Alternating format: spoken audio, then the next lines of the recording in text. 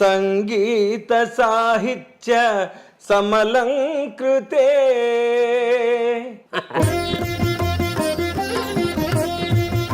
స్వాగతం.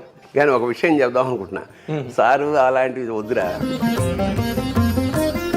బాబాయ్ అని పిలుస్తా, అలాగే పిలువ, ఎందుకంటే చాలా ఆర్టిఫిషియల్గా అనిపిస్తుంది. అలా అయితే ఎందుకంటే లేకపోతే ఆ బీసుకుపోయి ఏదో ఇంటర్వ్యూ ఉండేలా రాయబట్టి అదే అదే గంగ కరుణాంతరంగ దివి నుండి దిగి వచ్చెను పాపము కడు గంగ రంగని పాదాల కింద పుట్టిన ఆ గంగ లింగని తల మీది కెట్లు పారే విచిత్రంగా. ఈ ఐశ్వర్యం బులాలు భూములు కొంపలు అవి కావు. వాళ్ళకి లభించినంత ప్రాచుర్యం కానీ వాళ్ళకి లభించినంత హీరో వర్షిప్ ఇంకో రైటర్కి ఉన్నదంటే ఏదో కట్టగట్టుకుని కావాలని ఇక్కడ పుట్టినట్టే అలా అలా పుట్టారు. అంత మృదువుగా అంత సున్నితంగా ఉండే ఈ ధ్వని నేను వాయిస్తుంటే రంపంతో కోస్తే పుట్టు రాలుతున్నట్టుండేది.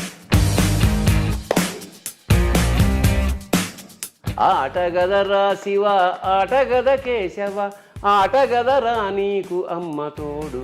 అమ్మతోడు అంటే ఏమిటి ఇక్కడ? నాటకం ఏంటి సబ్జెక్టు? ఇది ఎక్కువైపోయింది, ఇది మనమే రాసుకుందాం అని మొదలెట్టా. నాటిగా ఇది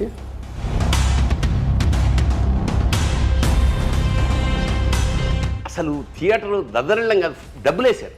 అవును, నాకు గుర్తు. రంగస్థలం మీద డబ్బులు వేశారు. కానీ ఇక్కడి నుంచి సినిమాల్లోకి రావడం అన్నదే విపరీతమైన ఆకలి. ఎట్లా ఇండస్ట్రీకి వెళ్ళాలి? ఇప్పటికీ మాట్లాడుకుంటారు తెలుసా, నా చెల్లికి పెళ్ళి కావాలి మళ్ళీ మళ్ళీ అలా. నీ స్వయంకృతాపరాధాల వల్ల నువ్వు కెరీర్లో మిస్ అయింది ఏదైనా ఉందా? ఇస్తున్నాను చెప్తాలుగా. లేదమ్మా, కంచంలో భోజనం పెట్టలేదు సార్, అది వెయిటింగ్ మీకోసం షాట్. ఒక ఆకలి, ఇరిటేషను. ఏమైనా ఎప్పుడు మేము 7 అంటే 7కు ఉంటాం కదా, అనకూడని మాటే అన్న. అతను హర్ట్ అయిపోయి అక్కడికి జపాన్కి వెళ్తేప్పుడు ఎలా ఉంటాడు, చిన్న నిక్కరు ఇదే కదా. నేను ఇలా రోడ్డు మీద నేను ఇలా వెళ్తుంటే ఎవడో ఒక చౌకీదార్ బాహుబలి అన్నాడు.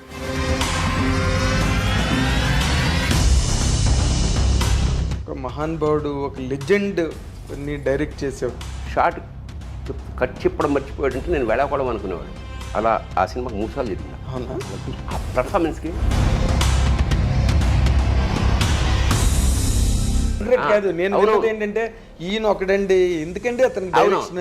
అక్కడ ఏ దేశానికి వెళ్ళినా నాకు ఫస్ట్ ఇన్విటేషన్ ఏమిటంటే, సార్ మీరు ఒక్కరోజు మాతో కలిసి భోజనం చేస్తూ.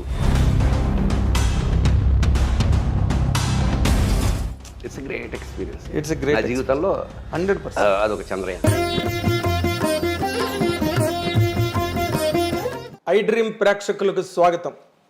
ఇప్పుడు నేను ఇంటర్వ్యూ చేయబోతున్న ఒక వ్యక్తి కాదు, అదొక వ్యవస్థ. ఆ వ్యవస్థ గురించి మాటల్లో చెప్పడం కన్నా ఒక పాటలో చెప్పడం చాలా సమంజసం. సంగీత సాహిత్య సమలంకృతే. అది సంగీత సాహిత్య సమలంకృతుడు. సినిమా ఇండస్ట్రీలో ఒక నటుడుగానే కాకుండా సమాజంలో జరిగే చోటు చేసుకునే ప్రతి పరిణామం పట్ల ఒక పౌరుడిగా స్పందించే ఒక గొప్ప లక్షణం ఉన్న ఆ నటుడు మరెవరో కాదు, మీరెంతో అత్యంత ప్రియతమంగా ప్రేమించే మన తనికెళ్ళ భరణి గారు. ఆయనతో ఇప్పుడు మనం ఇంటర్వ్యూ చేయబోతున్నాం. సార్ స్వాగతం. నమస్కారం. కానీ ఒక విషయం చెప్దాం అనుకుంటున్నా, సారు అలాంటివి వద్దురా, నువ్వు బాబాయ్ అని పిలుస్తా, అలాగే పిలువ, ఎందుకంటే చాలా ఆర్టిఫిషియల్గా అనిపిస్తుంది. నేను కూడా అంటే ఇప్పుడు సోషల్ మీడియా ఎలా తయారైందంటే ఏం పర్లేదు, ఎందుకంటే నన్నే కదా అంటున్నది, నేనే కదా అని చేస్తాను. హాయిగా బాబాయ్ అని పిలువు, నేను ఒరే అంటాను, లేదా ఏమో నాగేంద్ర అంటాను, ఏమో వాటెవర్. అలా అయితే ఎందుకంటే లేకపోతే ఆ బీసుకుపోయి ఏదో ఇంటర్వ్యూ కోసం వద్దు. చాలా let it be very free, casual, చాలా క్యాజువల్. అయితే నేను ఇందాక ఇంట్రడక్షన్లో చెప్పినట్టుగా నీ దగ్గర ఉన్న మంచి లక్షణం నాకు బాగా నచ్చేది, ఎంతమందికో నచ్చేది. అదేంటంటే నీ సాహిత్యం కానీ లేకపోతే కథలు కానీ నాటికలు కానీ లేకపోతే ఏదైనా కూడా సమాజానికి బాగా ప్రభావితమై రాసిన రచనలే అవన్నీ కూడా. ఎన్నో కవితలు కూడా నేను చదివిన వరకు. అయితే నేను ఎప్పుడు కూడా అంటే బికాస్ నిన్ను నాకు 1983 కుర్దా రోడ్లో ఒక్కరొక్క నాటికతో నువ్వు వచ్చినప్పుడు మేము నాగులు తిరిగే కోనలో నాటికతో ఎంఆర్ కాలేజీ నుంచి వచ్చాం, విజయనగరం ఎంఆర్ కాలేజీ నుంచి పరిషత్తుకి. అప్పుడు ఫస్ట్ టైం నేను చూడడం, మేము అందరం పులకించిపోయాం కుక్కరొక్క నాటిక చూసి. డైలాగ్ లేదు కదా అక్కడ, అంటే రెండే వేషాలు. తల్లవజ్జల సుందరం నువ్వు, దానికి పెద్ద నేపథ్యం ఉంది, నేను చెప్తా. సో అప్పటి నుంచి నీ ప్రయాణం, నాకు సినిమా ఇండస్ట్రీలోకి నువ్వు రావడం నాకు తెలుసు. కోడంబాకం బ్రిడ్జ్ దగ్గర కంచుకోవచ్చిన స్క్రిప్ట్ పట్టుకుని నిలబడ్డాం. నేను అడిగాను, సెటిల్ అయ్యావు బాబాయ్ అంటే, సెటిల్మెంట్ ఎవడుకుందిరా, రామోజీరావుకి మాత్రం ఉందా సెటిల్మెంట్ అన్న ఉన్నావు నాతో. అలాగా నీ మలుపు ప్రతిదీ నేను ప్రత్యక్షంగా చూశాను. అండ్ పండించుకున్నావు కెరీర్ని. ఎలాగంటే ఊరికే నటుడుగా 4 వేషాలు వేసుకోవడం, 4 రాళ్ళు వెనక్కి వేసుకోవడం కాకుండా దాంతోపాటు ఈ సాహిత్యాన్ని కూడా, నీ జీవితాన్ని ఒరుసుకుంటూ ఆ సాహిత్యం కూడా ప్రయాణం చేసింది. నువ్వు రాసిన నాటకాలే కాదు, ఆటగద రాసేవా కానీ, పరికిణి కానీ, నక్షత్ర దర్శనం కానీ, ఇవన్నీ అంటే నీ పేరున ఈ ప్రపంచంలో చిరస్థాయిగా ఉండిపోయే వర్క్స్ అవన్నీ కూడా. అసలు వాటన్నిటికీ బేసిక్ ప్రేరణ, ఎందుకంటే నువ్వు నటుడుగా బిజీగానే ఉన్నావు. బేసిక్గా మాది పండిత కుటుంబం, వంశంలోనే కొంచెం సరస్వతి కటాక్షం ఉంది. ఎందుకంటే మా ప్రపితామహులు జంట కవులు, తిరుపతి వెంకట కవుల్లో ఒకరైన దివాకర్ల తిరుపతి శాస్త్రి గారు మా ప్రపితామహులు. అంచేత కొంచెం ఇంగువ కట్టాం గుడ్డకి, అలా ఉంది. అలాగే నా పైవాడు, మేము 7 అన్నదమ్ములం. నా పైవాడు సూరిబాబు తనికడ, ఈజ్ నో మోర్. వాడు అపారమైన మంచి సాహిత్యం, ఇంగ్లీషు తెలుగు సాహిత్యాలు. ఓకే, అంటే ఇంగ్లీష్ ఇలా పుస్తకం పట్టుకుని తెలుగులో ఈ కథని తెలుగులో డబ్బింగ్ చెప్పేసేవాడు అనమాట, తెలుగులో రాసుకునేలా అట్లాంటి వాడు. అలాగే మా అన్న ఎంఎస్కో పాకెట్ బుక్స్ ఆరంభం, మా పెద్దన్నయ్య దానికి మెంబర్. అంటే ఇంట్లో పుస్తకాలు ఉండేవి ఎప్పుడు అలాగా. ఓకే, సో పుస్తకం ఉంటే ఇక చదవడం, అంటే వేరే ఎంటర్టైన్మెంట్ ఏమున్నప్పుడు ఇంకా రేడియో రాలేదు మాకు, నా చిన్నదానికి అప్పుడు ఇంకా రేడియోలే ఎరగం. సో చదవడం, మా అన్నదమ్ములందరూ కూర్చుంటే పద్యాలు చెప్పుకోవడం, సాహిత్యం చెప్పుకోవడం, ఇది బేసిక్గా మాలో మొదటి నుంచి ఉంది. భోజనాలు చేసేటప్పుడు ఇంకా మేము, వాడు ఒక పద్యం చెప్తే మేము ఒక పద్యం చెప్పి అట్లా ఆ సాంప్రదాయం మాకు చాలా ఎంజాయ్, బ్రహ్మానందం అనేవాడు. రే ఎప్పుడైనా మీ అన్నదమ్ములు ఏదైనా పెళ్ళి ఇళ్ళాలి అంటున్నప్పుడు నన్ను బెలవరా బాబు, మీ వాళ్ళ మధ్య కూర్చుంటేనే ఒక భువన విజయంలా ఉంటుంది. That is true. అంత ఎంజాయ్ చేసేవాళ్ళం, సాహిత్యాన్ని ఎంజాయ్ చేసేవాళ్ళం మేము. అదే. సో అప్పుడు నా మధ్యతరగతి తనంలో అవి లేవు ఇవి లేవు అన్నింటినీ సాహిత్యం కప్పేసింది, మాకు తెలీదు. అదే, ఈ ఎంజాయ్మెంట్లోనే, ఈ అనుభూతిలోనే ఉండడం. దానిలో ఇప్పుడు సాహిత్యం ఒక పద్యం చదువుతున్నాం అంటే అది కంఠతా పడుతుంటే, ఇప్పుడు మేము పరబ్రహ్మశాస్త్రి గారు నాకు మాస్టర్, ఆయన నాకు లెక్కలు వీకు కానీ తెలుగు చాలా ఆసక్తిగా చెప్పాడు. అప్పుడు ఫస్ట్ టైం అటజనికాంచ భూమి సురుడంబ, అప్పుడు కంఠతా పట్టిన ఆ సాహిత్యం, ఆ భిక్ష, అది ఆ కంఠతా పట్టడం అనేది నాకు సరదా. నేను పూత మెరంగులను మొత్తం తెలుగు సాహిత్యంలో అత్యంత 27 అవన్నీ అది కంఠతా పట్టాను. కవిత కూడా కంటపట్టాను. నా దాదాపు కాళహస్తీశ్వర శతకం మొత్తం కంఠతా పెట్టాను. కాళహస్తీశ్వర శతకం అలాగా మొత్తానికి అలా ప్రారంభమై ఇంట్లో ఉన్న సాహిత్యం అలా ఇంటర్మీడియట్ నుంచి అక్కడ కాంపిటీషన్, నాటకాల కాంపిటీషన్ జరుగుతోంది. అప్పటి వరకు నాకు నాటకాలు, హరికథలు ఇష్టం. హరికథ ఎందుకంటే నాకు హరికథ అంటే చాలా ఇష్టము, చాలా గౌరవం కూడా. ఎందుకు గౌరవం అంటే, ఒక వ్యక్తి అక్కడ కథ మొదలెట్టాక అది భారతమోనో రామాయణమోను, రామాయణం అనుకుందాం, ఆడే రాముడు, ఆయనే సీత, ఆయనే లక్ష్మణుడు, ఆయనే ఆంజనేయుడు, ఆయనే వాలి, ఆయనే జటాయు, ఆయనే రావణాసురుడు కూడా. ఒకటేగా, వన్ మ్యాన్ షో. పైగా భరతనాట్యంలాగా ఇక్కడ రాముడు వచ్చి అట్లా రాముడు, ఆ ట్రాన్స్ఫర్మేషన్, ఆ కళ్ళల్లో, ఆ ఆటలో, ఆ డాన్స్లో ఒక్క వ్యక్తి విశ్వరూపం ఏమన్నా చూపదలుచుకుంటే హరికథ నాకు తెలిసి.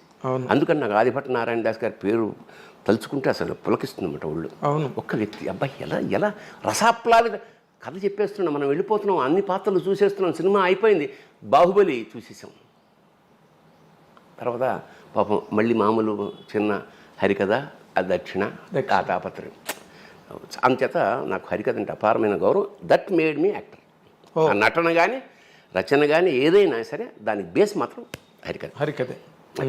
అక్కడి నుంచి మెల్లిగా ఇదైతే దాన్ని ఇమిటేట్ చేస్తుండే ఇంటికి వచ్చి ఓ బొట్టెట్టేసుకుని ఆ బావిలాకులు ఉండేవి అప్పట్లో మా రైల్వే క్వార్టర్స్లో. ఆ బావిలాకులు దండ వేసుకుని చిన్న లుంగి కట్టుకుని చెమట అని బొగ్గులు వేరడానికి చెమట ఇప్పుడు జనానికి తెలియదు ఇలా అంటే దానితో సౌండ్ వచ్చేది చక్ చక్. అవును. అతను ఏం చెప్పాడో దాన్ని ఇంకోలాగా మరి ఏం చెప్పాడో నాకు గుర్తులేదు. పిల్లలందరినీ పెట్టుకుని నేను హరిదాస్లాగా. సో అట్లా నటన సాహిత్యం అట్లా అబ్బింది నాకు. సరే అక్కడి నుంచి కాలేజీ రాగానే కాంపిటీషన్. అప్పట్లో కాలేజీ నాటకం అంటే జంజాల గారిది లేదా ఆది విష్ణు. కాకపోతే ఇద్దరు దాంట్లోనూ ఆడవేషాలని మాకంత స్తోమత లేదు మా టీంకి. అదే కొంచెం మధ్యతరగతి టీం అది. మిగతా వాళ్ళందరికీ హీరోలు మ్యూజిక్ పెట్టుకునే. సో అప్పుడే మా నాన్న రిటైర్ అయ్యి మేము అద్దె ఇంట్లోంచి వచ్చాము. రైల్వే క్వార్టర్స్ లాంటి అపారమైన విశాలమైన సామ్రాజ్యం నుంచి మధ్యతరగతి దీంట్లోకి వచ్చాం. అద్దెంట్లోకి. అదేంటి నీళ్ళు ఎక్కువ పడుతున్నారు, గోడకు మేకు కొట్టారు, లైట్ అప్పుడే, ఇవన్నీ కొత్తగా మాకు. అది కదా రైల్వే క్వార్టర్లో మీరే రాజులు మహారాజులు. ఇదేంటిది ఇవన్నీ అనుభవాలతో అద్దె కొంప అని నాటికి రాశాను. నేనే డైరెక్షన్, నేనే యాక్టర్. అది సంఘీ కాలేజ్ ఆఫ్ కామర్స్లో బీకాంలో నాటకం వేసేటప్పటికి మాకు ఉత్తమ ప్రదర్శన. ఉత్తమ ప్రదర్శన మాకు ఆ నీరాజనం అందరు చప్పట్లేదా ఆకలి కొన్న కళాజీ పచ్చభక్ష అంతే. ఇంకా అంతే. అక్కడి నుంచి మనం ఏదో ఇది కాదన్నమాట, మనలో ఇంకోటి ఏదో ఉంది అని ఇంకా వెతుకుతున్నాం. ఇంకా మనం అక్కడికే ఫస్ట్ టైం ఇంకా అందరం ఎవరైతే నాటకం వేసామో అందరం కూర్చుని నవీన కళామందిర్ అని ఒకటి స్టార్ట్ చేసి దీన్ని చీఫ్ గెస్ట్ అవని పిలుద్దాం అంటే ఆ పక్కనే దగ్గరలో రాళ్లపల్లి ఆర్వి నరసింహారావు గారు అని ఉండేవారు. ఆయన మా గురువుగారు రాళ్లపల్లి వెంకట నరసింహారావు గారు. ఆయన దగ్గరికి వెళ్ళి రిక్వెస్ట్ చేసి ఇట్లా సరిగ్గా ఆయన పెళ్ళై 16 రోజులు పండగ కూడా అవ్వలేదు, దాదాపు 13 రోజులు 12 రోజులు అయిందంతే. ఆయన ఇంటికి మెట్లు ఎక్కుంటూ ఇలా చాలా పొడుగా మెట్లు ఉండేవాడు. ఒక ఒంటి స్తంభంలా దాంట్లో వెళ్ళాం. ఇంకా అవికి ఇంకా పసుపు తాడు ఇంకా ఆ తిక్కుగా ఉంది. అయ్యా ఇట్లా మేము సమాజం వ్యవహరిస్తాం, మీరు వచ్చి అక్షంతలు ఆశీర్వదించాలి. సరే వచ్చి పరిచయం అయింది. ఏదో మా స్థాయికి బూంది చాయ్ తోటి నాటకం. ఇంకా మేము చిన్న స్కిట్స్ లాంటివి ఇప్పుడు వస్తున్నాయి టీవీల్లో, అలాంటి స్కిట్స్ తయారు చేసి జబర్దస్త్ స్కిట్స్. 8 నంబర్ గల్లీ మా సీతాఫలం మండికి వెళ్ళే దారిలో 8 నంబర్ గల్లీలో మా తొలి ప్రదర్శన జీవితంలో. మా అంతటా మేము రాసుకుని మేము మేకప్ వేసుకుని మేము చేసుకుని వెళ్ళేటప్పటికి అక్కడ వాడు ఎవడైతే ఉంటాడో ఆర్గనైజరు ఒక ఇంతలావు తెర కట్టేసాడు ముందు. ఇదేంటను అంటే మీరు వేస్తారు కదా, మేము వేయడం అంటే నాటకం అట్లా వేస్తే అది స్క్రీన్ కాదే, సినిమా కాదు, ఇది నాటకం అంటే ఏం చేయాలండి, తీసే బాబు అన్ను. తీసేసాం. ఇంకా మేము మొదలెట్టాం. అంటే to be frank it is a slapstick comedy. Slapstick అంటే మన చార్లీ చాప్లిన్ లాగా సెటిల్ కామెడీ కాదు, ఊర కామెడీ. అదే అరటిపండు తొక్కేసారు లారెన్ హార్డీ యాక్చువల్గా. అసలు స్లాప్స్టిక్ అంటేనే వాళ్ళు కర్ర ఇలా విరగ్గొట్టి వెదురుని ఇలా 4 ముక్కలు కొట్టేసి జోకర్లు పెట్టుకుంటారు. సరే అది ఇలా కొడితే చిల్క్ సౌండ్ ఎక్కువ, దెబ్బ తగలగానే sound. That is called slapstick. Cheap comedy. ఈ సర్కస్లో పిల్లల్ని ఎంటర్టైన్ చేయడానికి జోకర్లు ఊరికే కొట్టుకుంటూ ఉంటారు. అవును. ఆ స్లాప్స్టిక్తో కొడుతుంటారు కదా, ఆ సౌండ్ ఎక్కువ. అంత చీప్గా మేము అంటే మాకు తెలిసిన అది ఓవర్ చేయడం కదా, అతి చేయడం. అది విపరీతంగా నవ్వుతున్నారు పిల్లలు, చిన్న పిల్లలు, వాళ్ళు వీళ్ళు. కానీ కట్ చేస్తే ఆయన వచ్చాడు ఆర్గనైజర్. మీరు ఆపండి 1 నిమిషం అని స్టేజ్ మీదకి వచ్చి, ఏమా మజాక్ చేస్తుండ్రా, అరే ఎంత కష్టపడి నాటకం ఆడుతుంది, నవ్వుతారేం ఏమరా, నోటి మీదలే ఏమి అది సూర్యండి సార్ అంటే మేము మేము వేస్తుందే వాళ్ళు ఎంటర్టైన్మెంట్ చేయాలి, వీడెవడరా బాబు అని. ఇట్లాంటి స్థాయి నుంచి ఇది చూశాడు మా గురువుగారు. సరే ఓకే ఆర్టిస్టులు పిల్లలు పనికొస్తారు అంటే యాక్చువల్గా టు బి ఫ్రాంక్ మా గురువు మీద కోపం వచ్చింది. ఎందుకంటే మాకు ఆయన నాటకాలు వేసుకుంటూ వెళ్ళిపోతున్నాడు, మేము ఇక్కడ ఆర్టిస్టులు సమాజం మొదలెట్టే చిన్న వేస్తున్నాం, మాకు ఎంటర్టైన్మెంట్ ఇవ్వడే, మాకు ఏదైనా అవకాశం ఇవ్వడా అని చెప్పేసి మేము ఇలాగ చిన్న మొదలెట్టేసాం. ఆ ఫోటోలు తీయడం అవన్నీ మెల్లిమెల్లిగా ప్రచారం అయిపోయింది. ఇంకా దీన్ని ఏమంటారు, నవరాత్రులు అప్పుడు 9 days బిజీ మేము.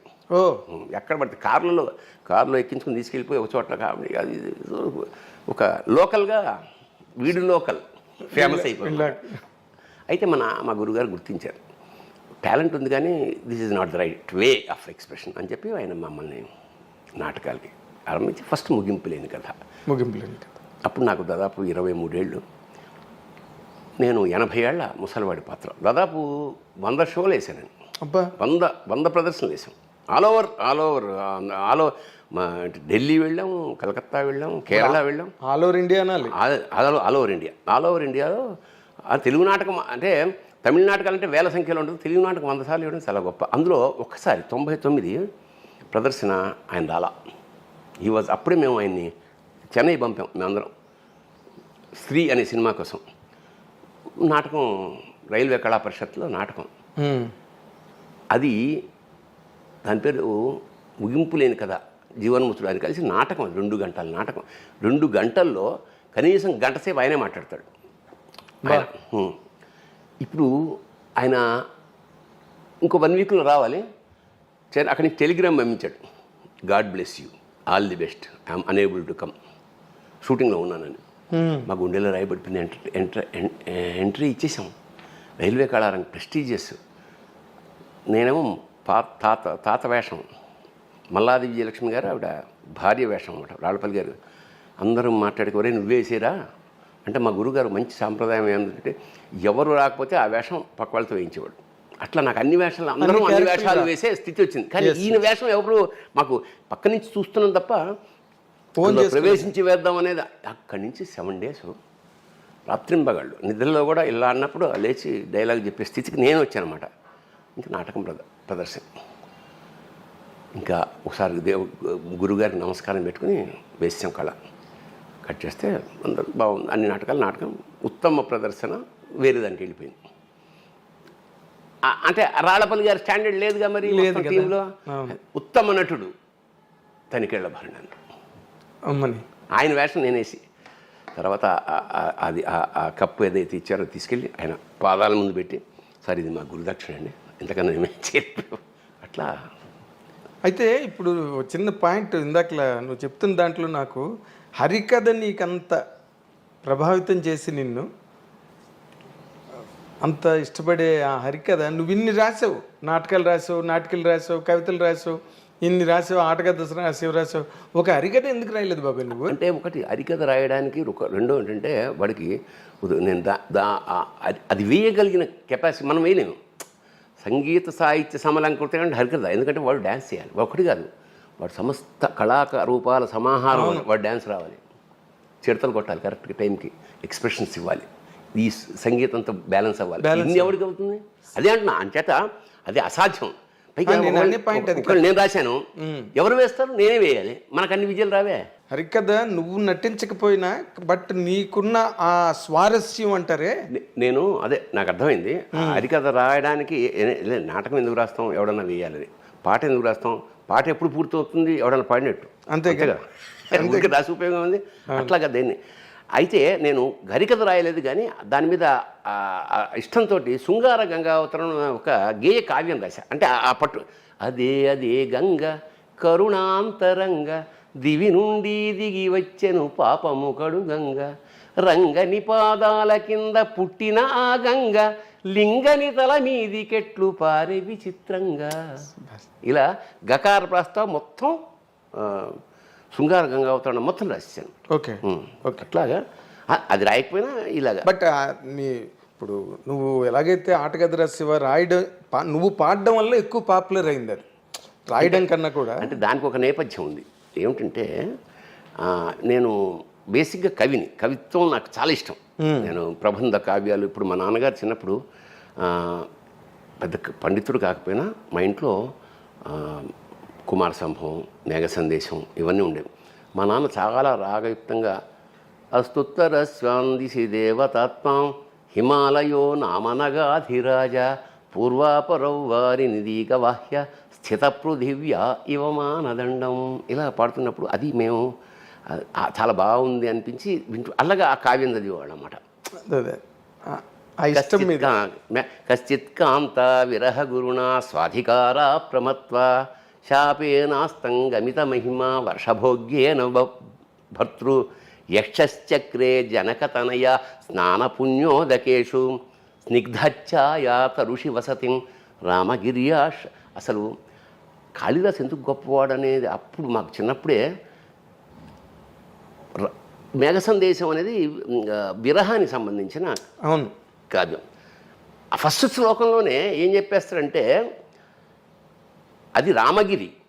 ఇక్కడ జనకతనయ స్నానపు ఆ నీళ్ళు ఎలాంటివంటే జనకతనయ అయిన సీత స్నానం చేయడం వల్ల పుణ్య నదీ జలాలవి. సో సీతకి రాముడికి లింకు పెట్టి ఇది విరహానికి సంబంధించిన కథ అని ఫస్ట్ శ్లోకంలోనే కాళిదాస్ చెప్పేస్తాడు. అట్లా మా జీవితాల్లోకి కాళిదాసు. నేను ఎప్పుడూ గర్వించే విషయం ఏంటంటే మన సంపద అదే. ఈ పుస్తకాలే నా సంపద.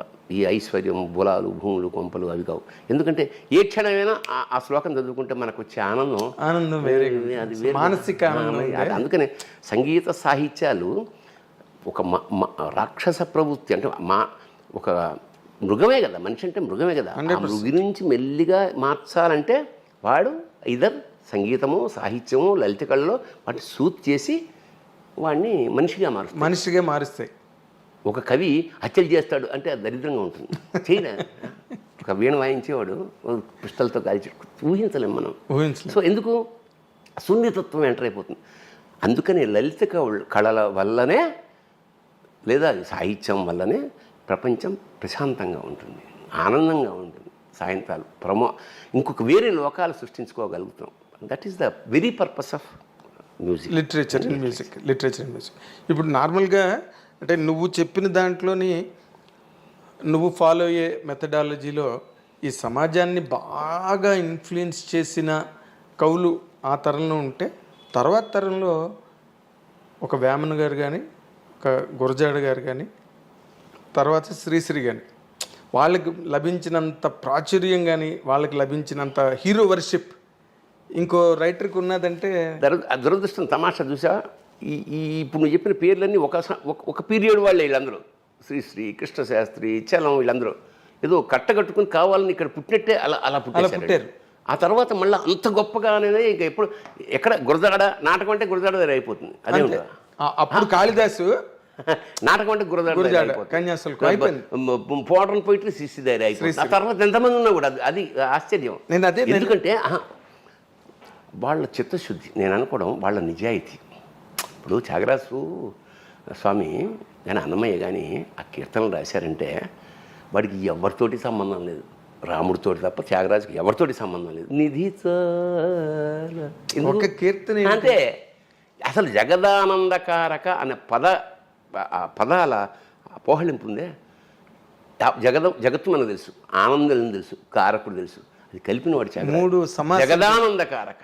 ఒక్క వాక్యంలో మొత్తం వ్యక్తిత్వం అంటే దేవుడి వ్యక్తిత్వం, వీడి ఆర్ద్రత అంత ఏక వాక్యంలో చెప్పి అనుభూతి. ఏకవాక్య దాన్ని ఏమంటారు, ఏకవాక్య సంబోధనం, ఏకవాక్య మహాకావ్యం. ఏకవాక్య మహాకావ్యం అన్నమయ్యుడు.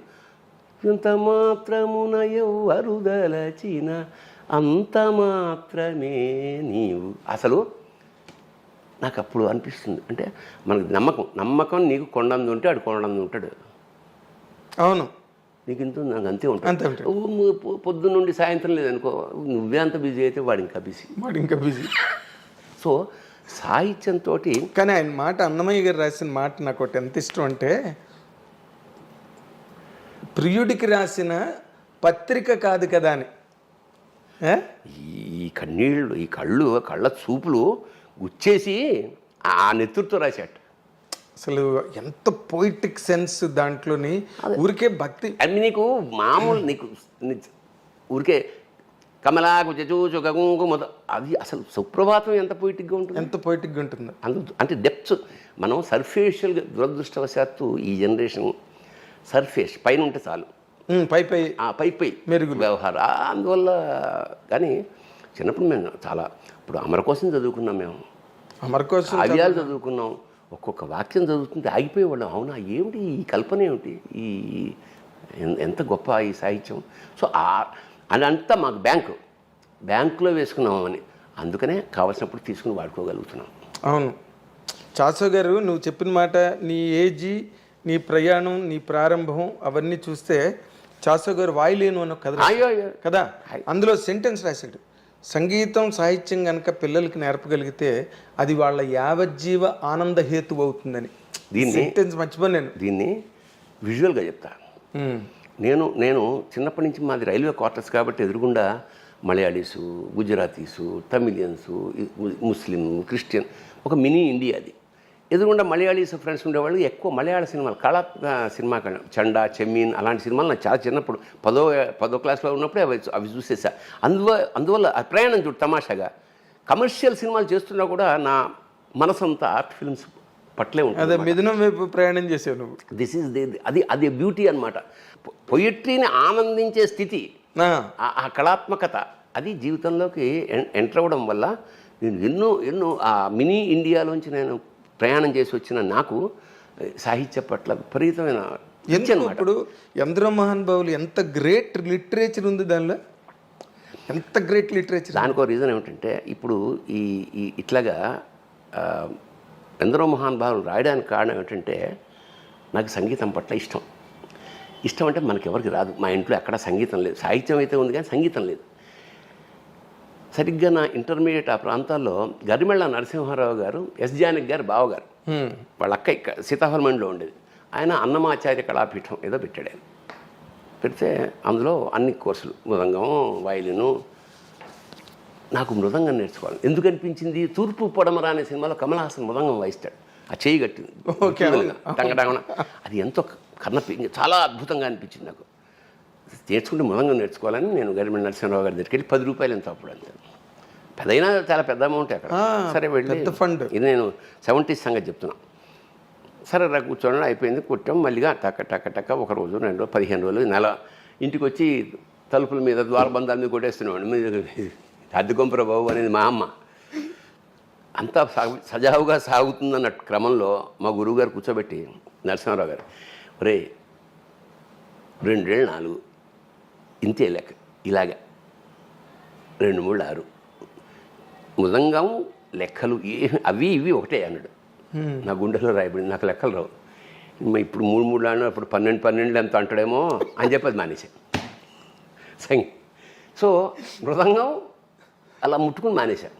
తర్వాత బ్రహ్మానందం గారని ఒక ఆయన ఉండేవాడు, మన బ్రహ్మానందం గారు వైలినిస్ట్, ఆయన దగ్గర కొన్నాళ్ళు వైలిన్ నేర్చుకున్నా. ఆ తీగల మీద ఆయన ఇలా వాయిస్తుంటే అంత మృదువుగా అంత సున్నితంగా ఉండే ఈ ధ్వని నేను వాయిస్తుంటే రంపంతో కోస్తే పొట్టు రాలుతున్నట్టు ఉండేది.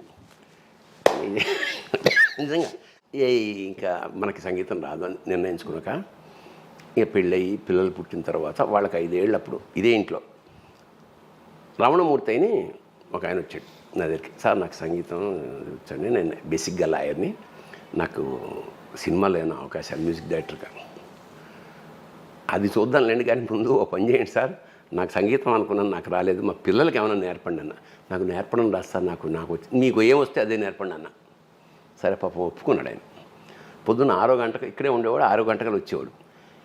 ఆయన వచ్చాక పిల్లల్ని లేపి మొహం కడిగి పాలు తాగేవాడు వచ్చేవాడు 7 అయ్యేది. ఎన్నాళ్ళు ఇట్లా ఆయన వచ్చా మీరు 7ంటికి రండి, పర్లేదు సార్ పొద్దున్నే వస్తా అట్లా. వాళ్ళు ఒకవేళ 7ంటికి వస్తే వీళ్ళు 7ంటికి లేచేవారు. అందుకని నేనేం చేశానంటే ఇంకా ఖాళీగా ఉండడం ఎందుకు నేను నేర్చుకోవడం మొదట. ఓకే, 6 to 7 వాళ్ళకి రాలేదు కానీ నాకు సంగీతం వచ్చింది. ఇది నేను ఇక్కడ కూర్చుని 6 గంటలకు మొదలెడితే ఒకవేళ షూటింగ్ లేదనుకో టిఫిన్ చేసి మళ్ళీ లంచ్ మధ్యమావతి రాగానే 7 గంటలు ప్రాక్టీస్ చేశాను. అబ్బా, మీ ఆటగది రాసే మధ్యమావతి దానికోసమే. ఇది కార్యకారణ సంబంధం ఏంటంటే ఈ రాగం వంట పట్టేసి అస్థిగతం అయిపోయింది అన్నమాట. అది వచ్చేసి ఒకరోజు సడన్గా ఈ మన శబరిమలై శఖరం కూలి తెలుగు వాళ్ళు పోయారని అనగానే నాకు ఆ రాగం నాలో వెంటాడుతుంది కదా. అవును, అది దేవుడి దగ్గర కూర్చుని ఆటగదరా శివ అలా మనసులో ఆటగద కేశవా అని వచ్చిన తర్వాత ఏమిటిది, క్రీడార్థం సృజసి ప్రపంచమఖిలం అన్నారు ఆదిశంకర్లు.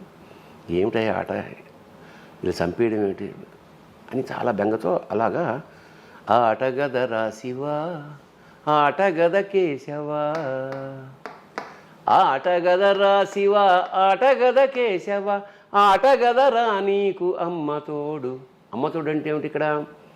శివశక్త్యాయుక్తో యది భవతి భక్త ప్రభావితం. అమ్మ శివుడు లేకుండా అమ్మవారు లేకపోతే అదే అన్నాను. అమ్మ తోడు అంటే అదే మన అమ్మ అదర్ అయ్యమ్మ తోడు కాదు, అమ్మ తోడు. అమ్మ తోడు. ఆటగదరా శివ, అదే అమ్మ తోడు కూడా నీకు ఆటగద కేశవ. ఆటగదరా శివ, ఆటగద కేశవ, ఆటగదరా నీకు అమ్మ తోడు. ఆటగదరా శివ, ఆటగద గణపతిని తిరిగి బతికించేవు, కళ్ళు మోయుట మొదటి ఆట నీకు. మళ్ళీ ఆటగద మాయకే మాంగళ్యమును గట్టి, కామదహనము సయ్యాట నీకు. ఆట బ్రహ్మకు సృష్టి అంతమే నీ దృష్టి, విష్ణుమాయలు కూడా ఆట నీకు. ఆట చదువుల తల్లి ఆట బంగారు వల్లి, ఆట చదువుల తల్లి ఆట బంగారు వల్లి, ఆటగద శ్రీచక్ర సంచారిణి. ఆటగదరా శివా, ఆటగద కేశవా. అదే రాగంలో ఒక 22 రోజులు జ్వరం. జ్వరం అంటే ఎక్కడ వచ్చినా అదే అదే అదే అదే ఫేవరెట్. రాత్రి పొద్దున్న నైట్ రాత్రి పక్కన పక్కన ఇది పుస్తకం పెట్టుకుని పెన్ పెట్టుకుని పడుకునేవాడు అనమాట. ఓ రాత్రి వీళ్ళు వస్తే వేసేసి మావిడికి భయం వేసేసింది. లేదు పిచ్చెక్కింది. ఏమిటండి ఇలా పిచ్చెక్కినట్టు ఇలా అయిపోతున్నారు మీరు ఏదంటే, ఒకవేళ నిజంగా శివుడి పిచ్చి ఎక్కితే అంతకన్నా కావాల్సింది ఏమిటారు. మొత్తానికి అది 125 రాక రాసి దాన్ని 108కి ఎడిట్ చేసి, అదే కదా 108 చేసి వేటూరి సుందరరామూర్తి గారు తీసుకెళ్ళి చూస్తే పులకించిపోయినా చాలా చాలా చాలా బాగుంది ఆయన అని ముందు మాట రాశాడు. మాడుగుల నాగం శర్మ సంస్కృతంలో దానికి ముందు మాట రాశాడు. జొన్నవిత్తుల రామలింగేశ్వరరావు రాశాడు. అన్నయ్య సీతారామ శాస్త్రి ఒక పాట రాశాడు. ముందు మాటగా ఒక పాటే రాశాడు. నాకు బాపు గారికి వినిపించా. పరమాద్భుతమైన బొమ్మేసి పంపాడు. అది అసలు నేను బాపు గారు ఎప్పుడు బొమ్మ వేసినా అలా అలా చాలా గంట 2 గంటల అంత చూస్తూ ఒక గంట తర్వాత మళ్ళీ ఫోన్ చేసి, సార్ మీరు ఆ కాలు ఇలా అన్నప్పుడు ఆ మువ్వలు ఆ గాలిలో తేలడం చాలా బాగున్నాయంటే, అవునా గమనించారా మీరు, బాగుంది అని. ఒక నెల తర్వాత నేను ఫస్ట్ వేసిన బొమ్మలో ఇలా తంతున్న బాలు కొంచెం దూరం అయిపోయిందండి భూమి. అంటే భూమిని బాలుతో ఆటగదరా శివ అనడానికి ఇలా గమ్మత్తుంటే ఆటగదరా శివ ఆటగద కేశవ కాబట్టి శివుడికి పింఛం పెట్టాడు ఆయన. అవును, ఎస్ ఐ రిమెంబర్.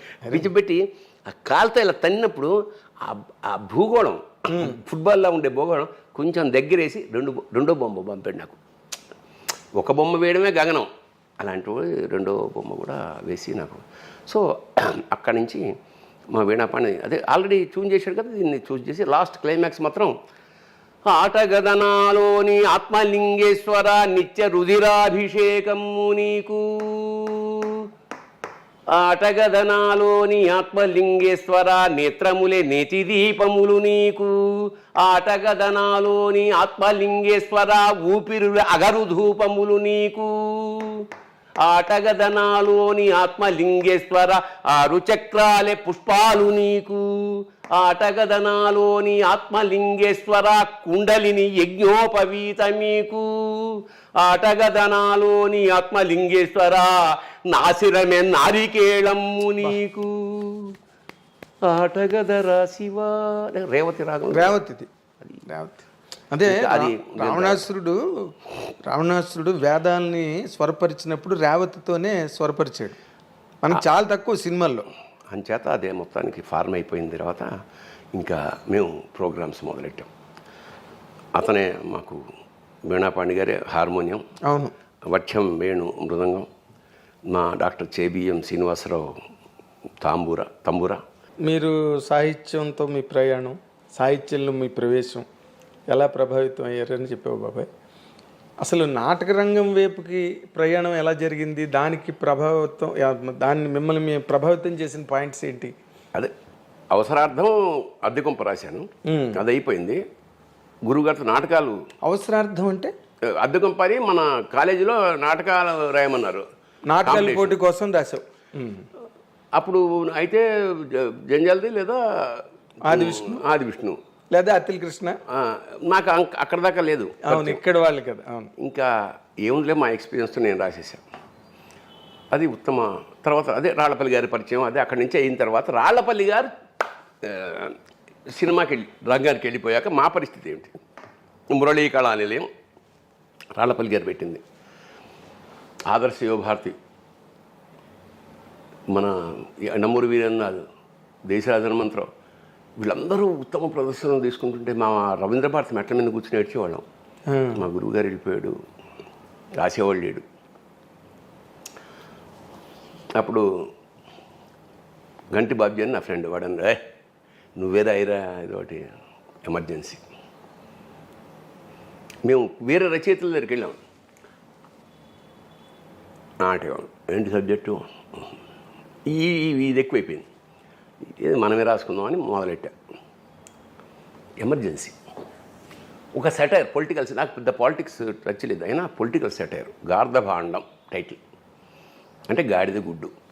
సోషలిజం ఇక్కడ గాడిద గుడ్డు లాంటిది అని ఒక రాజు, ఒక మంత్రి, ఇట్లా దేశ రాజకీయ వ్యవస్థని రాజుల మీద ఆపాదించి నాటిక రాశాక మరి ఎవరు డైరెక్ట్ చేస్తారు దీన్ని? తల్లావజల సుందరం ఉన్నాడు నా ఫ్రెండు. నేను అమృతవాణిలో పనిచేసా ఉన్నప్పుడు క్రిస్టియన్ కమ్యూనికేషన్ సెంటర్. అవును, ఇక్కడే మన మోండా దగ్గర కదా. అవును, మనోహర్ టాకీస్ పక్కన. మనోహర్ టాకీస్ పక్కన. అవును. వచ్చాడు సాయంత్రం. అతను ఆల్రెడీ పాపులర్ రంగస్థల దర్శకుడు. తల్లావజల. అవును.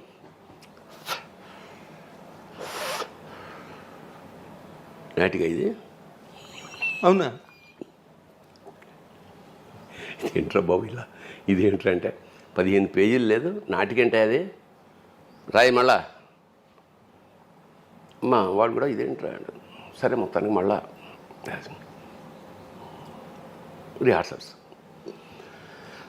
ఒక అందరూ బ్లాక్ డ్రెస్సే, అంటే దాని అన్ని ఇప్పుడు జనరల్గా కలర్స్ ఎలా ఉంటాయి? విలన్కి నలుపు, హీరోకి తెలుపు, విప్లవుడికి ఎరుపు, ఏమేం లేవు. అందరికీ నల్ల డ్రెస్సే డిజైన్ చేసాం.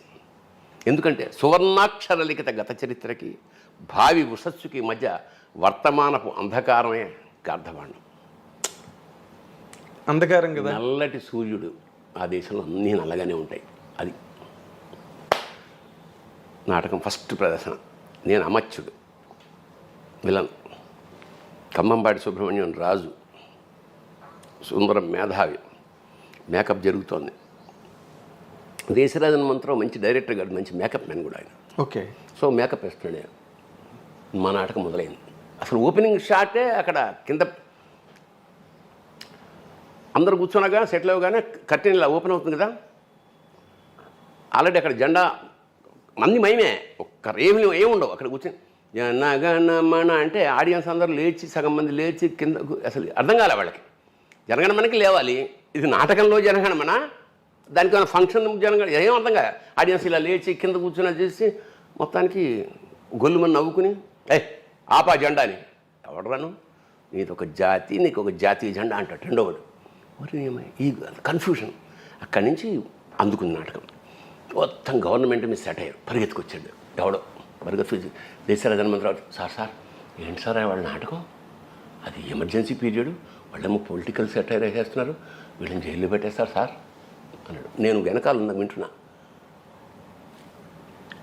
అవునా, మనిషి ఎన్నిసార్లు వస్తాడరా, నాటకం ద్వారా కనుక వీళ్ళని జైల్లో పెడితే అంతకన్నా అదృష్టం ఉంది ఏం వల్ల అన్నాడు. అసలు మామూలు పేలిపోయింది అంత నాటకం, దద్దరిల్లిపోయింది. ఉత్తమ విలన్ నాకు. ఆ రోజు నైట్ ఎక్కడో పార్టీ.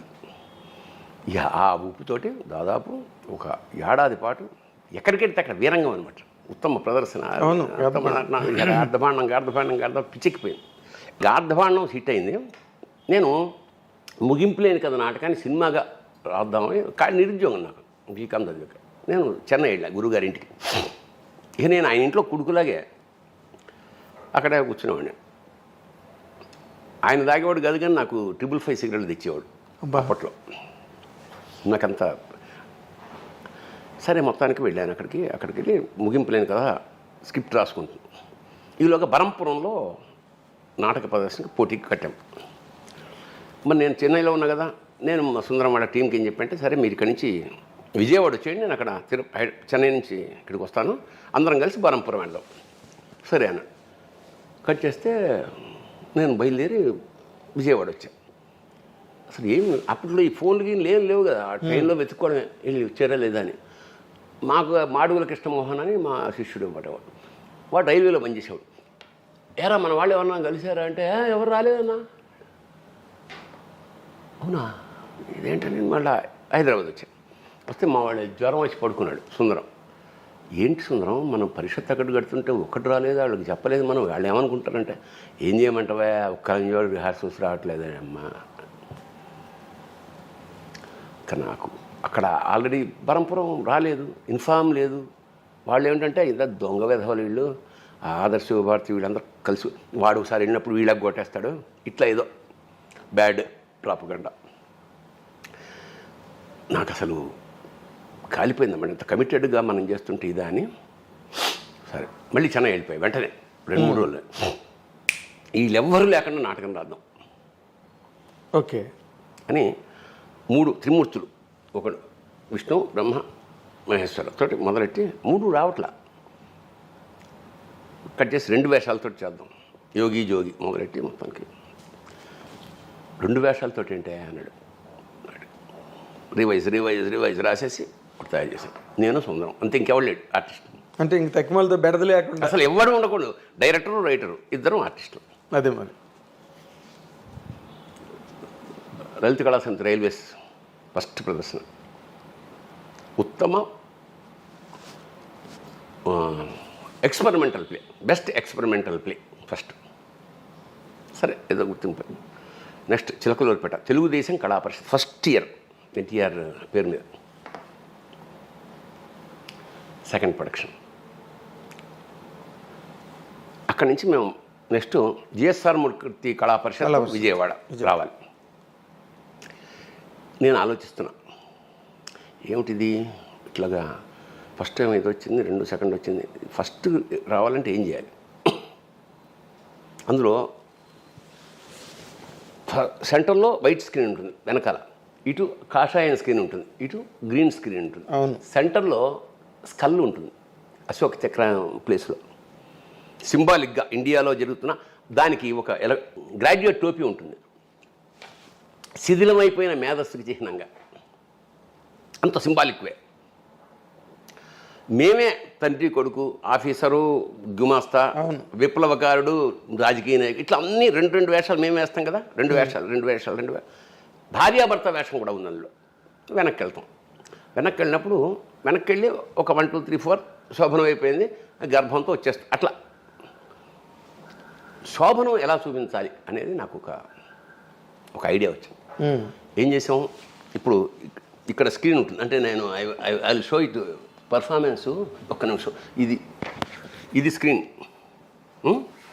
ఇది స్క్రీన్ అన్నప్పుడు దీని వెనకాల ఇటు వచ్చేసాక అబ్బాయి నేను ఇలా బయలుదేరా, నా చెయ్యి, అమ్మాయి ఇలా బయలుదేరి ఇలా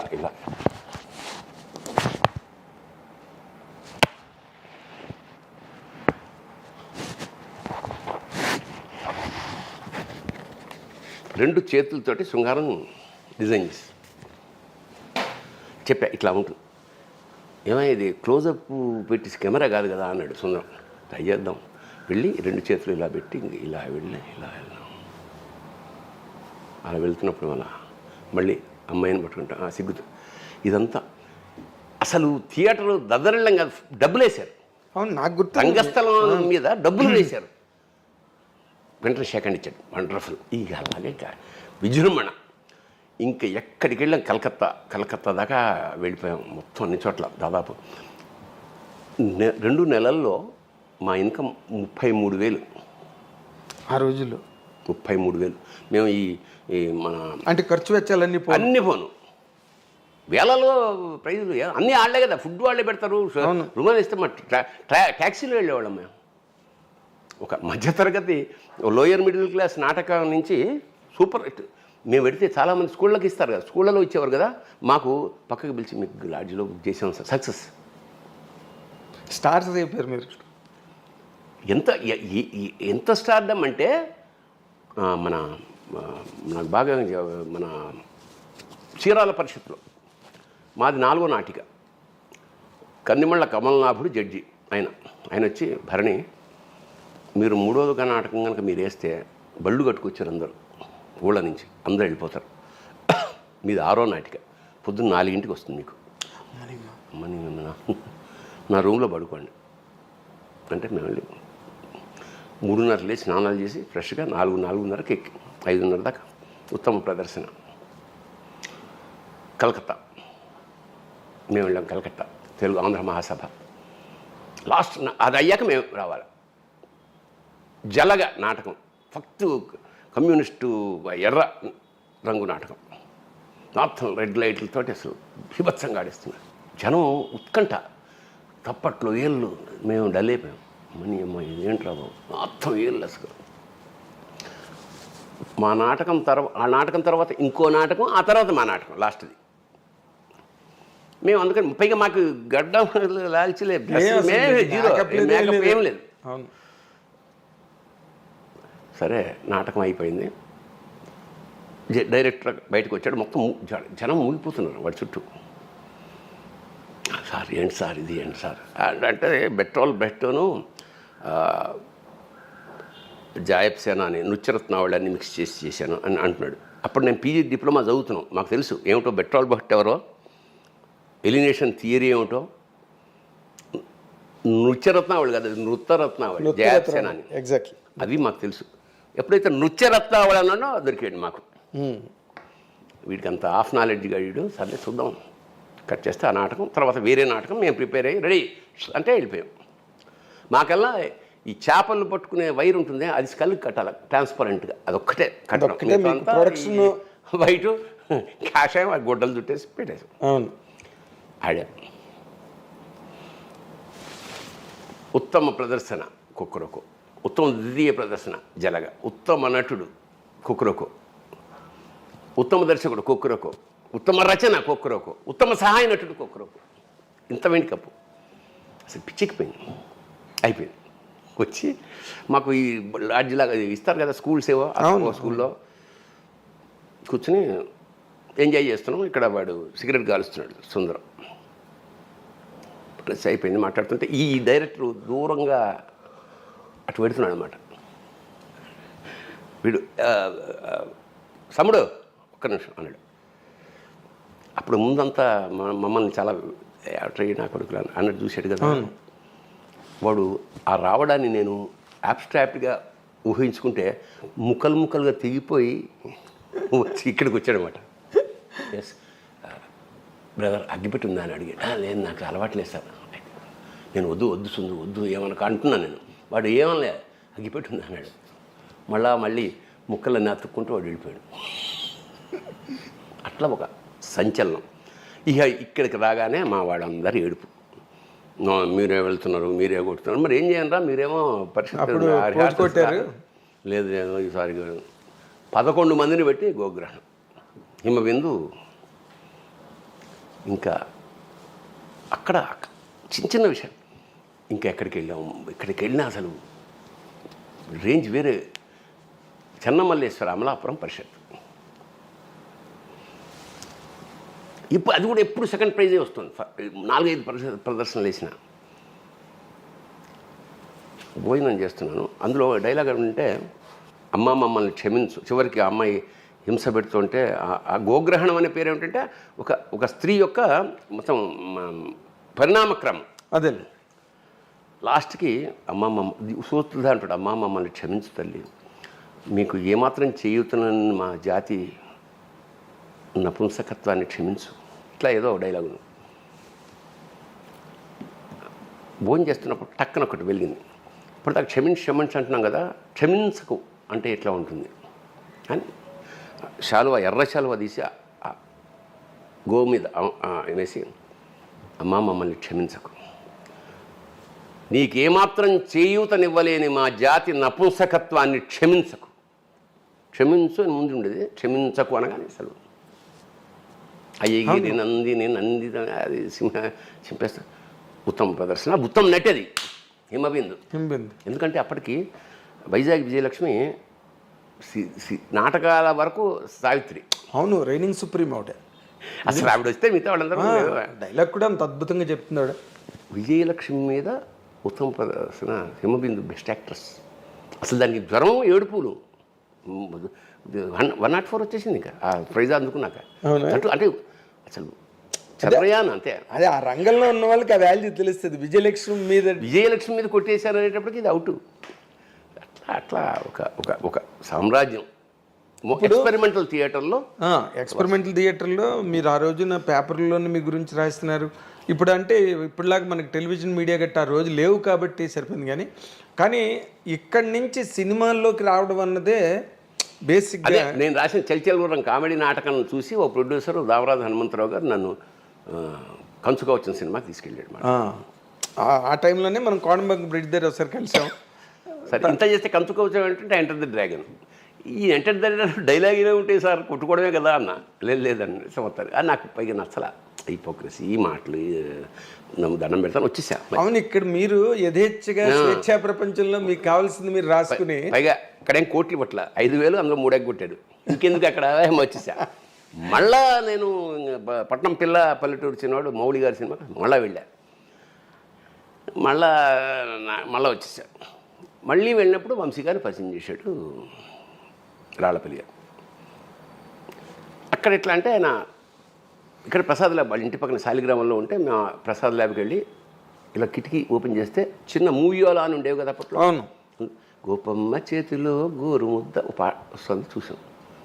బయటకు వచ్చి టీ తాగుతూ మా శిష్యుడు వంశీ రైటర్ అలాగా అని మాట్లాడాక, ఏమంటే నెక్స్ట్ సినిమాకి నేను దీనికి నెక్స్ట్ సినిమా ఒకటి అనుకుంటున్నా, అందులో కొన్ని సీన్లు మీరు రాసి అని కథ చెప్పాడు.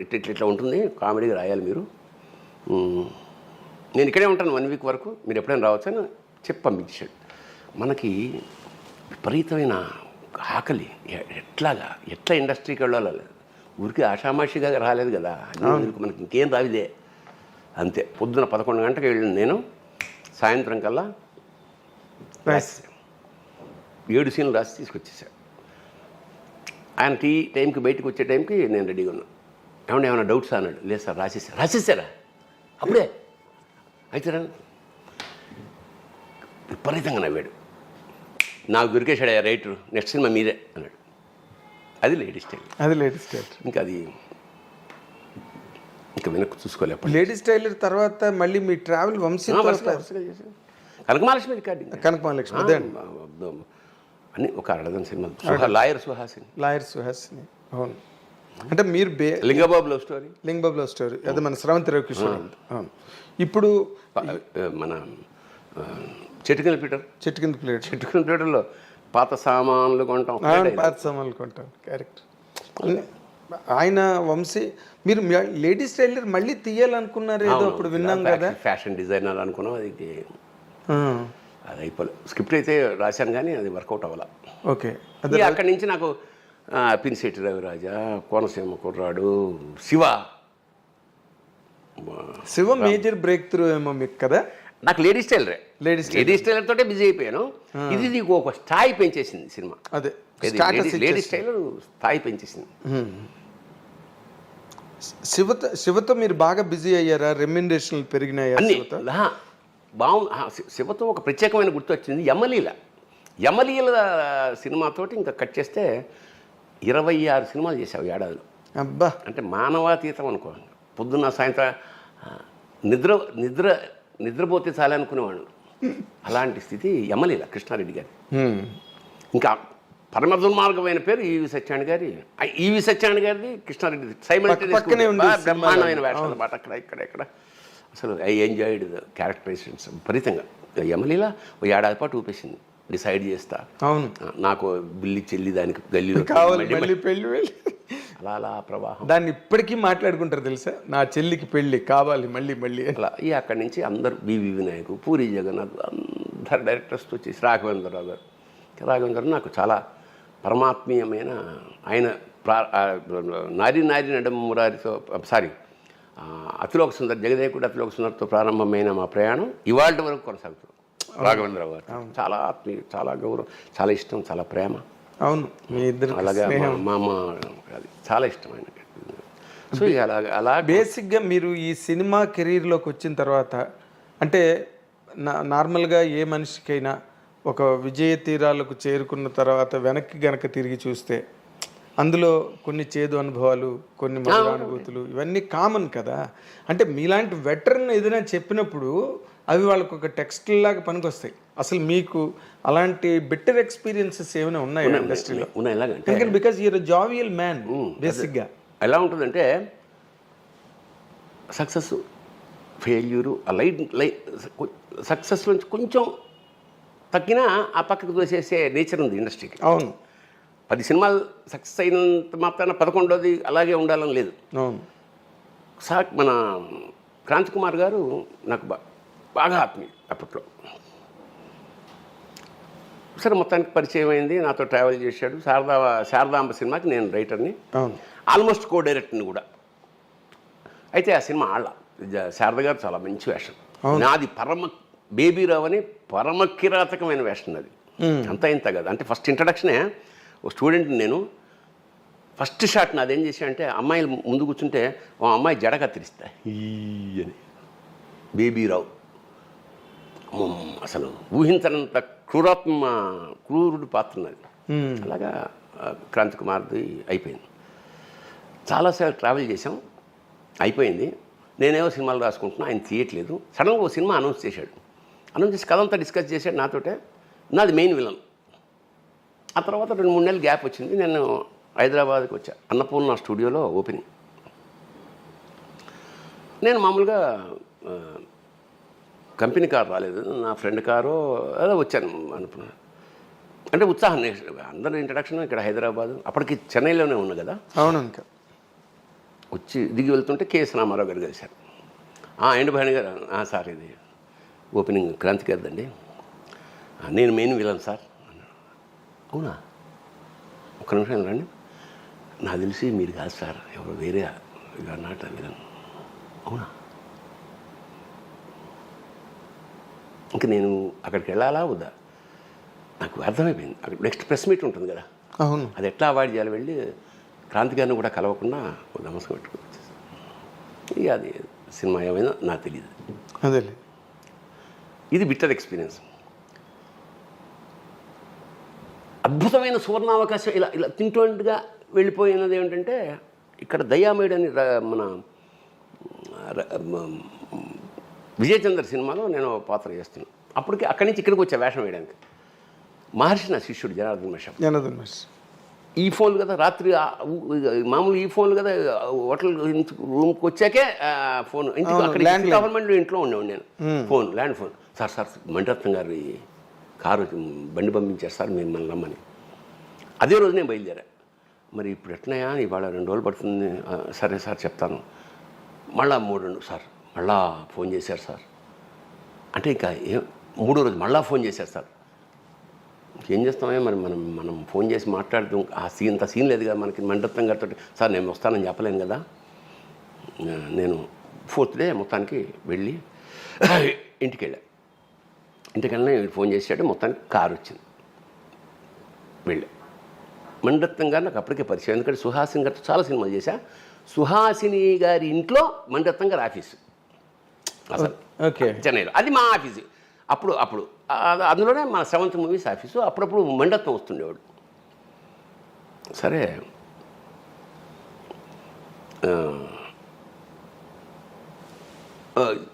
వచ్చింది కదా, ఆఫీస్కి పిలిచారు. వెళ్ళాను. సార్ అంతా కథ చెప్పాడు. దాని పేరు ఏంటి, మన శివాజీ సినిమా, మన రజనీకాంత్ సినిమా దళపతి. సరే వాంగ సార్, ఫోటోస్ టపా టపా టపా. సంతోష్ శివన్ ఫోటోలు తీశాడు. తీసి కథ చెప్పాడు, ఫోటోలు తీసేశారు. వచ్చాడు, కూర్చోమన్నాడు, టీ చెప్పాడు. Mister Bharani, the photos think this will not fit for you because I need కొంచెం aged person, you're too young. అంటే నేను sir wait somehow in my films I don't attend any wigs and these things. Anyhow, we'll meet next time. నేను Mani Ratnam cinema పోగొట్టుకోవడమా, వీడేమో 3 రోజుల నుంచి tension పెట్టేస్తున్నాడు. అసలు చాలా చాలా ఆ బాధ చాలా కాలం బాధపడ్డా. అయిపోయిందా? సరిగ్గా మొన్న పొన్నియిన్ సెల్వన్ ఆచార్య సినిమాలో నేను చిరంజీవి గారితో పక్కన కూర్చొని మాట్లాడితే ఫోన్ వచ్చింది. Phone is from Maniratnam's office. నేను అసలు అన్నేళ్ళు మళ్ళీ ఏమన్నా తీరా చూస్తే mister Bharani, I'm doing Ponniyin Selvan, you have to write Telugu dialogues for this. Sir touch పోయిచ్చి sir, shall I write 4-5 scenes and send you? ఎన్నా సార్ ఎన్నా పేసురుంగే, ఏంటది, వచ్చేయండి అన్నాడు. కట్ చేస్తే వెళ్ళా. 2 రోజుల తర్వాత నేను, జనార్దన్ మహర్షి, మా శిష్యుడు శివ సినిమా చూపించారు ఆఫీస్లోనే. స్క్రిప్ట్ ఇచ్చారు, రాయమన్నాడు. ఎందుకు నన్ను పెట్టుకున్నా అంటే అది మరీ మోడర్న్ భాష ఉండకూడదు, మరీ ప్రాచీన వయా మీడియాగా ఉండాలి. సో మొత్తానికి ఒక నెల కష్టపడి 2 versions రాసి జయరామ్కి నేనే డబ్బింగ్ చెప్పి అట్లా. అంటే ఆ పోగొట్టుకున్న ఏదైతే సంపద అనుకున్నానో అప్పుడు వేషం పోయింది. అది ఎవరు వేశారు అనుకుంటున్నా, అమృష్పూర్ వేసాడు ఆ వేషం. అబ్బా, హీ సూటబుల్ నిజానికి. సినిమా చూసినప్పుడు అది కరెక్ట్ అనిపిస్తుంది, అంటే ఆ క్యాలిక్యులేషన్. అప్పుడు నేనేదో అమాయకంగా నా వేషం పోయింది, కానీ వేసినవాడు మహానుభావుడు, గొప్ప వేషం, ఆ స్టాండర్డ్, ఆ మన పిల్లవాళ్ళ ఉండేవాడిని. అది కుదరదు. ఇది ఆ తృప్తి నాకు, ఆ ఏమిటంటే ఆ బాధ ఏదో ఉందో దీంతో ఆవేదన తీరిపోయింది. చక్కగా మంచి అమౌంట్ ఇచ్చారు, చక్కగా రాశాను, మంచి పేరు వచ్చింది. రివ్యూలో అమ్మా ఎంత తెలుగుదనం ఉంది స్క్రిప్ట్లో అని అన్న ఫీలింగ్. నేను అప్పుడు ఫోన్ చేసినప్పుడు కూడా నువ్వు నాకు చెప్పావు, పొన్నియిన్ సెల్వన్ వర్క్లో ఉన్నాను. జయరామ్కి నేను స్క్రిప్ట్ డబ్బింగ్ చెప్పాను. ఎంత ఎంజాయ్ చేశానంటే అతను వేషం. అది చదువుతున్నప్పుడు సార్ మన ఇతను బాగా చెప్తున్నాడు అని కోడేటర్ అనగానే, అయితే ఇతనితో చెప్పిద్దాం అమ్మా అని నాతో చెప్పించేసాడు అనమాట. నేను ఆ సినిమా చూసి డబ్బింగ్ చెప్పాక నెక్స్ట్ డే మేము ధమాకాలో నేను అతను విలను, నేను హీరో ఫాదర్, అతను విలను జయరామ్. అసలు రూపురేఖ విలాసం అన్నీ మారిపోయింది. గడ్డం టఫ్గా ఉన్నాడు, అందులో లూజ్ బాడీ, ఒక వైష్ణవ బ్రాహ్మడి వేషం. ఇక్కడేమో విలను. నేను ఎంత ఇంప్రెస్ అయ్యానంటే, జయరామ్ సార్ ఎక్కడున్నాడంటే క్యారవాన్లో మేకప్ చేసుకుంటాను. నేను వెళ్ళి కాళ్ళ మీద పడిపోయా. అప్పుడు నేను సెలవులో ఏంటి సార్ ఆ వేషం, దాని నుంచి నేను డబ్బింగ్ చెప్పాను. Sir thank you. నేనన్నా ఈసారి నేషనల్ అవార్డు ఖచ్చితంగా మీ వేషానికి వస్తుంది. So that was a great experience. అదే ఇన్ని సినిమాలు, ఇంత కెరీర్లో నీకు అవే మాత్రమే గుర్తున్నాయంటే అవి ఎంత ఇంపాక్ట్ క్రియేట్ చేసి ఉంటాయి కదా నీ మీద. వ్యక్తి మణిరత్నం అనేవాడు ఒక మేరు శిఖరం సినిమాల్లో సంబంధించి. అంత రేట్ చేస్తావా బాబాయ్ నువ్వు మణిరత్నం? ఎందుకంటే అన్ని మూసకొట్టుడు సినిమాల్లోంచి గీతాంజలి, ఒక అంజలి, అవన్నీ చూసుకుంటూ ఒక నాయగన్ అమ్మని ఇదేంటి మాఫియాని కూడా అంత సాఫ్ట్, అసలు అసాధ్యం కదా. అంటే ఇప్పుడు గాడ్ ఫాదరే అందరూ తీసిన సినిమానే, అందరూ చూసిన సినిమానే ఎలా చేశాడు అంటే, అతను ఏమిటంటే ఈ ఆర్టిస్టిక్ కమర్షియల్ బెండ్ ఉంటుందే, అది దట్ ఈస్ ద క్వాలిటీ. ఇప్పుడు మన వాళ్ళు కూడా వచ్చేసారు, ఇప్పుడు ఆ లైన్లో మన వాళ్ళు అందరూ వచ్చేసారు. బట్ అప్పుడు సంగతి చెప్తున్నాను, అప్పుడు మిస్ అయిన మణిరత్నాన్ని మళ్ళీ నేను. అయితే ఇప్పుడు నార్మల్గా నువ్వు విజ్ఞుడివి, చాలా సహనపరుడివి, అన్నీ ఉన్నాయి నీకు, మంచి మంచి క్వాలిటీస్, ఒక మనిషికి ఉండే క్వాలిటీస్ అన్నీ నీకున్నాయి. అయినా సినిమా పరిశ్రమ అన్నది ఎప్పుడూ అగ్ని పరీక్షే, ఎవరికైనా ఎంతటి వాడికైనా. నీ స్వయంకృతాపరాధాల వల్ల నువ్వు కెరీర్లో మిస్ అయింది ఏదైనా ఉందా? నేను తప్పు చేశాను సారీ చెప్పింది ఒక సంఘటన ఉంది. మనసంతా నువ్వే సినిమా ప్రొడ్యూసర్ రాజుగారు కదా. అవును. ఆయన నెక్స్ట్ సినిమా ఏదో అదే మనసంతా నువ్వేనే, అదే సినిమా మేము అక్కడ చేసి వచ్చాం. ఎక్కడ అరకులో చేసి వచ్చాం. మంచి వేషన్ అది, విలం. అవును. పావురం గిలగల కొట్టుకోవడం, పాపం తీయండిరా, తీసిచ్చాక మందులకు వండు అంటాడు. సాఫ్ట్ క్యారెక్టర్ లాగా ప్రారంభమై మందులో హీరోయిన్ ఫాదర్, అదే మణిరత్నం వెళ్ళిన సాఫ్ట్ కట్ చేస్తే ఇక్కడే పక్కన అప్పుడు కింద ఇవే ఉండేవి కాదు, కింద కూర్చొని హార్మోనియం ఏదో ప్రాక్టీస్ చేసుకున్నాను. సరిగ్గా 12 నేను వెయిట్ చేస్తున్నా అన్నపూర్ణ స్టూడియోలో, సెకండ్ షెడ్యూల్ మనసంతా నువ్వే. పొద్దున 9 గంటలకు 9, 10, 11, 12 దాటి సినిమా ఆవిడ కింద ఏమంటే భోజనానికి రండి ఉంటుంది 12:30. 1 గంట అవుతుంది ఇక్కడ పిలుస్తారు. సర్లే 12:45 అయింది. సరే పెట్టేసేయని లేచి కిందకి ఎడుతుండగా ఫోన్ షార్ట్ రమ్మని. నేను ఓకే భోజనం చేసి వస్తా. లేదు సార్ ఇప్పుడే రావాలి. అతని పేరు చిరంజీవి అనుకుంటా, కృష్ణరాజు గారి తాలూగా. చిరంజీవి. లేదమ్మా కంచంలో భోజనం పెట్టి. లేదు సార్ అది వెయిటింగ్ మీకోసం షార్ట్. ఇటు 1 అయింది అప్పుడు కరెక్ట్గా. అప్పుడు అది కదయ్యా మేము భోజనం చేస్తాం. లేదు సార్ మరి వెయిట్ చేస్తున్నాం అందరూ. అది ఒక ఆకలి ఇరిటేషను. ఏమయ్యా ఎప్పుడు మేము 7 అంటే 7కు ఉంటాం కదా, మరి మీరు వచ్చినప్పుడు మేము గంటలు వెయిట్ చేస్తుంటాం. మరి మీరు రాది ఇప్పుడు కనుక నేను వచ్చినప్పుడు కనుక షాట్ తీయకపోతే మాత్రం అని ఒక బూతు మాట వాడే. అజాత శత్రుడే అలిగినాడు. ఏమన్నారు సార్ మీరు అని హర్ట్ అయిపోయాడు అసలు. అది స్లిప్ ఆఫ్ టంగ్ అయిపోయింది. చెప్పు తీసు అలా అంత అనకూడని మాటే అన్న. అతను హర్ట్ అయిపోయాడు. ఏమనుకుంటున్నారు మీరు, ఏమిటా మాటలు, పెట్టేసాడు ఫోన్. నేను చేస్తే మళ్ళీ ఎత్తడు. ఇంక వెంటనే నేను కారు వేసుకుని ఇప్పుడు రాజుగారు తెలిస్తే రాజుగారు చాలా టఫ్ కదా, టఫ్ను మంచి సక్సెస్లో ఉన్నాడు ఆయన. అవును మనం ఎంత వాళ్ళతో అంతా కంపేర్ చేస్తే ఏమవుతుంది మనకి. నాకు టెన్షన్ పడుతున్నా. చూడ విచిత్రం ఏంటంటే ఏచూరు ఉన్నాడే, అవును ఏచూరు అనేవాడు ఆ పాత సినిమా కలెక్షన్ ఏదో నాకు తయారు చేసి జీవిత చరిత్ర రాయడానికి ఏదో సంథింగ్ ఇస్తున్నందుకు నేను ఆ కృషికి మెచ్చి ఒక బంగారు ఉంగరం ఇచ్చా అతనికి. ఓకే. ఎవరికి? ఏచూరి. నేను వెళ్ళే టైంకి ఇదంతా వింటున్నాడు అతను. ఏచూరి రాజుగారి పక్కనే ఉన్నాడు. అవును, ఎంఎస్ రాజు గారు బాగా కనెక్ట్. ఎందుకు వాళ్ళ ఫ్యామిలీ నుంచి. అవును, రాయపరాజు గారి దగ్గర నుంచి. అందుకని ఇది విని ఇట్లా అన్నాడు. అక్కడ బహుశా అతను వచ్చేటప్పటికి ఏంటి సార్ ఇట్లా నన్ను పచ్చి బూతులు తిట్టాడు ఆడు అనేటప్పటికి రాజుగారికి బీపీ వస్తుంది కదా, వెంటనే వీడున్నాడు పక్కన. ఎప్పుడైనా భరణి అలా ప్రవర్తించడం చూసారా, మెల్లిగా వచ్చాక చూడండి ఏమిటో అని. అంటే అట్లా కాటే పాముని అలా, అది మనకు తెలియదు కదా.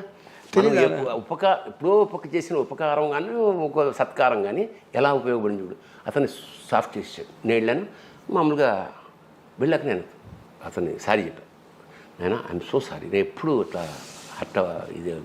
ఇలా మాట్లాడను, దాని ఆకలిస్తోంది, 2 కంచంలో పెట్టింది అన్నాను, మన్నించు అన్నాను. అతను కూడా చూసా. అది దీన్ని ఎంత చిన్న విషయమైనా స్లిప్ ఆఫ్ టంగ్స్ ఎలాగా వేషం పోవడమే కాకుండా అనవసరమైన చెడ్డ పేరు మిగిలి ఉండేది. అది అంచేత అది అతను నన్నేమి ఇంటరాక్ట్ తర్వాత ఈ డింట్ రాజుగారితో తర్వాత చాలా సరదాగా ఉండేవాడు ఆయన. ఎప్పుడు నేను సెట్లోకి ఎంటర్ అయినప్పుడు రాజ మాట్లాడను అంటే ఇలా ఉబ్బేవాడు ఆయన. మంచి రిలేషన్. అట్లాగా అది స్వయంకృత అపరాధం అంటే ఇది అది అంటే ఇది స్వయంకృత అపరాధం కింద రాదు బాబాయ్. ఇవన్నీ సినిమా ఇండస్ట్రీలో నేను వీటిని కూడా చిన్న ఏంటంటే 40 ఏళ్ల కెరీర్లో ఒకరోజు కూడా నేను రేటుగా రాలేదు. ఒకరోజు రేటుగా రాలంటే అసాధ్యం కదా. అప్పుడు ఏం చేసేవాడిని అంటే 99% ఒకవేళ లేటుగా రావాల్సిన పరిస్థితి ఏర్పడితే ఫోన్ చేసేవాడిని, సార్ ఈ కారణం వల్ల రాలేదు ముందే చెప్పుకుంటే దాని ప్రకారం షెడ్యూలింగ్ చేసుకుంటారు కదా. స్వయంకృతం అనగానే ఇంకో తమాషా ఇంకోటి పోయింది నాకు మీదగా. ఈ గడ్డం పెట్టుకోవడం అనేది చాలా కష్టం ఏ ఆర్టిస్ట్కైనా. ఇదంతా రాసేస్తారు, ఊపిరాడదు, తినబుద్ధి స్ట్రాతో తినాలి. రామ్ గోపాల వర్మ సర్కార్, నాకు రామ్ గోపాల అనుకున్న సర్కార్లో వేషం ఉంది పంపించి ఒక అమ్మాయి ఫోన్ చేసింది, బియర్డ్ ఉంటుందా అని అడిగా. అవును సార్, వాటి పేరు చంద్రస్వామి ఆల్రెడీ ఈ గడ్డం ఉంది, లైట్గా ఉంది, పెట్టేటట్టయితే కష్టం నేను అన్నా. లేదు సార్ నేను అడుగుతానే వర్మని అడిగాడు. లేదు గడ్డం పెట్టాలి అన్నాడు. అయితే నేను చెయ్యనన్నా. కట్ చేస్తే జీవా చేసాడు ఆ వేషం. మంచి వేషమే అది. అట్లాగా అంటే అది అది కావాలని పోగొట్టుకున్నాను. కావాలంటే మరి అయితే అది నాకు ఇంకోదికి పనికి వచ్చింది. అవును ఆర్టిస్ట్వి నువ్వు పెట్టుకుంటావు గడ్డం, ఒక గంట, ఏం జన్మంతా ఉండదు కదా, ఓ మంచి అవకాశం పోగొట్టుకున్నావు కదా. ఇప్పుడు అమితాబ్ బచ్చన్ ఇక్కడ రామ్ గోపాల్ ఉన్న నాకు అమితాబ్ బచ్చన్ పక్కన వేషం పోయింది కదా లైఫ్లో. ఇంకా మనం అది అసాధ్యం కదా, అది అసాధ్యం. పైగా అమితాబ్ బచ్చన్ అమితాబ్ బచ్చన్ గురించి నా ఒక ఈవి సత్యనారాయణ గారికి ఒక యాంకరింగ్ చేస్తున్నా సినిమా ఏదో సూర్యవంశం. అప్పుడు అమితాబ్ బచ్చన్ గారు వస్తే అమితాబ్ బచ్చన్ గారి గురించి ఏదైనా చెప్పాలని, అమితాబ్జీ आप जब खड़े होते कुतुब मीनार लगते, जब बैठे होते ताजमहल लगते अన్నా. నిలబడితే నువ్వు కుతుబున్నారువి, కూర్చుంటే కూర్చుంటే తాజ్మహల్ తాజ్మహల్. అట్లా అట్లా అంటే అవకాశం పోయింది కదా అని అది మన స్వామి. నన్ను అయితే దీనివల్ల నాకు జరిగిన మేలు చెప్తా. లేదు మనం వేషం వేయాల్సిందే గడ్డమైనా సరే అని నిర్ణయించుకుని కట్ చేస్తే బాహుబలిలో మళ్ళీ వేషం వచ్చింది. సేమ్ వెళ్ళా కేరళ, అప్పుడు ఇలాగే పెంచుకుని వెళ్ళా. నా ఉద్దేశం అంటే ఇది చూసి చాలా అంటే జనరల్గా ఏం వేషమో తెలియదుగా వెళ్ళాను. గడ్డం ఉండాలండి అన్నాడు రాజమౌళి. చూసి